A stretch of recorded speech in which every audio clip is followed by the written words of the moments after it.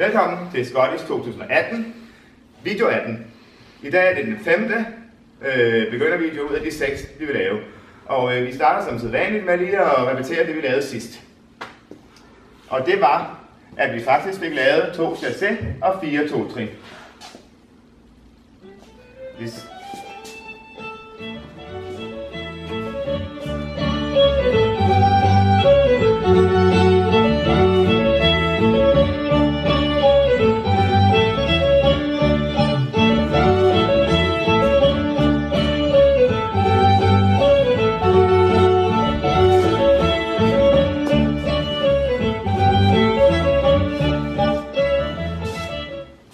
Og det, der var fokus på sidst, var jo for eksempel det her med, at vi hele tiden gik frem på den højre og bagud på den venstre.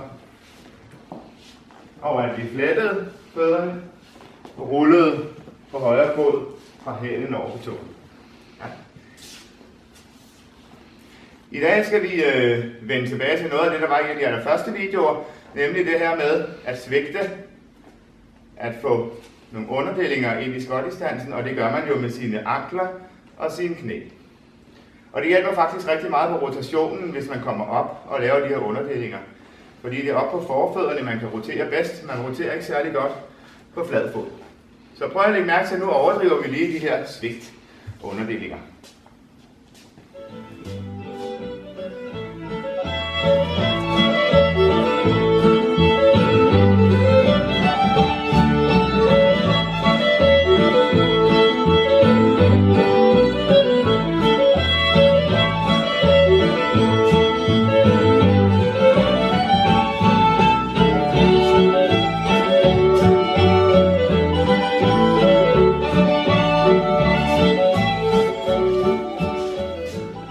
Der skal næsten ingenting til at komme rundt, når først man kommer her på forfoden og får sin balance lidt forover også. Når man står på hælen, har man sin balance lidt herover bagover, så kommer man ikke særlig godt rundt i dans. Så den næste ting, som jeg vil sige med det her Scottish, det er, at man tænker jo tit det aktive ben som det ben, man flytter, når man skal rundt. Hvis jeg nu skal rundt om en dame med det venstre, så tænker jeg, at jeg flytter det venstre. Men det er faktisk ikke helt rigtigt. Det er jo faktisk sådan, at jeg bruger det højre ben til at flytte min krop med, sådan så det venstre kommer herover. Det venstre er egentlig bare under hoften og lander der, hvor jeg har flyttet min krop hen. Jeg gør ikke noget aktivt med den her fod. Jeg bruger bare min højre fod og løftet på den til at flytte min krop herover, og så stiller jeg mig på den venstre. Det næste skridt, det er jo så, at jeg løfter mig på min venstre og flytter min krop frem mod damen på det højre trin. Prøv lige at lægge mærke til det, når vi nu danser en omgang til, at det faktisk det aktive ben, det er det, man står på. Og det ben, man løfter, det er der bare til at støtte, når man skal lande. Ja.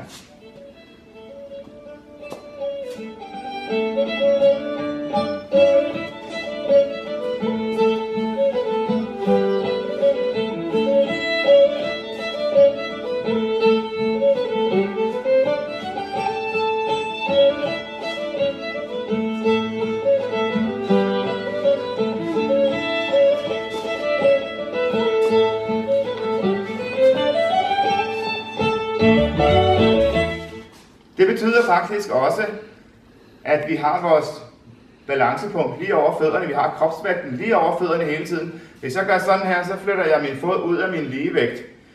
Jeg skal hele tiden have min vægt over fødderne. Og det gør faktisk dansen 10 gange nemmere, hvis man har bevidsthed om det.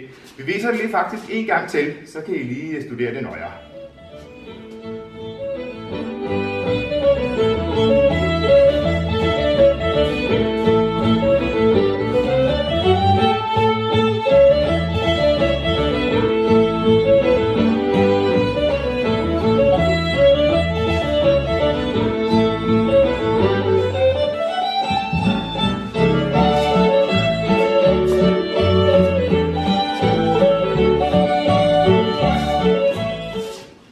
Ja, tusind tak for i dag. God fornøjelse.